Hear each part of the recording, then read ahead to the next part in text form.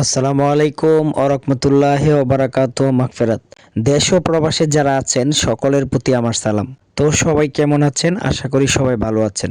প্রিয় সম্মানিত ভিউয়ার্স, আপনারা অবশ্যই অনেকে অবগত আছেন, আবার অনেকে অবগত নেই।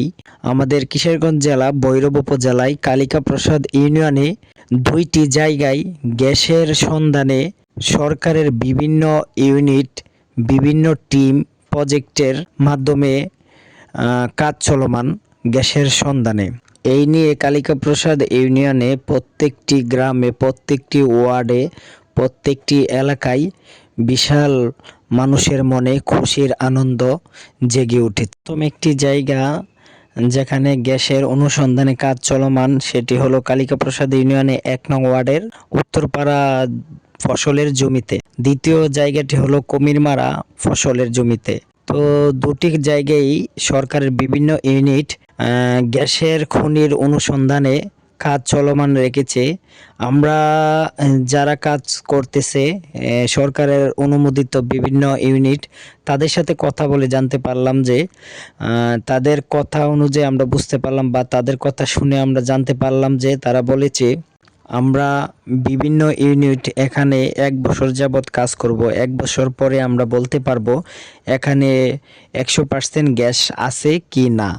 এখন আপাতত আমরা বলতে পারবো না। আমরা আজকে একটা ইউনিট আসছি, কালকে আরেকটা ইউনিট আসবে, এভাবে একের পর এক ইউনিট আসবে। আসার পরে বিভিন্নভাবে পরীক্ষা নিরীক্ষা হবে, তারপর আমরা বলতে পারবো এখানে গ্যাস আছে কি না।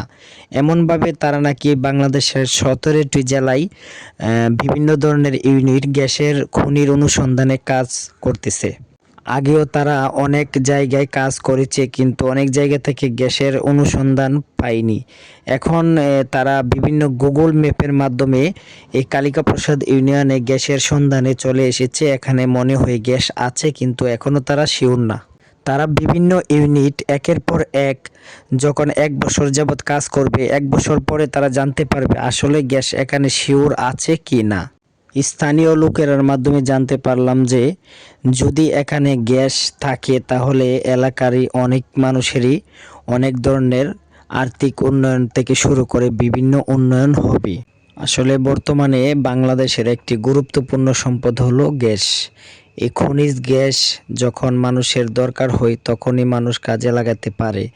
বাংলাদেশে অনেক অনেক গ্যাসের অভাব রয়েছে।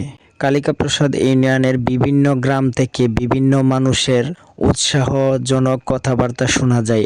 তো অবশেষে সবাইকে বলবো, সবাই আমাদের পেজটি বেশি বেশি ফলো দেন এবং শেয়ার করুন, কমেন্টে জানিয়ে দেন কেমন হলো। সবাইকে আবারও ধন্যবাদ জানিয়ে আজকের মতো আমাদের ভিডিওটি এখানেই শেষ করতেছি। আসসালামু আলাইকুম ওরহমতুল্লাহি ওবারাকাতুহু মাগফিরাত।